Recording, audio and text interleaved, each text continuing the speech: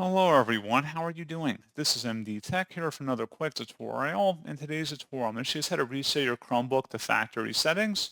So this should hopefully be a pretty straightforward process here, guys. And without further ado, let's go ahead and jump straight into it. So all I have to do is open up the system launcher and search for settings. Best result, come back with settings here. Go ahead and open that up. On the left panel, go down and select system preferences.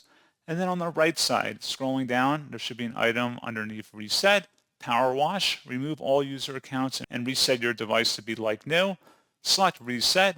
A reset will be required before the reset can continue. You would select restart.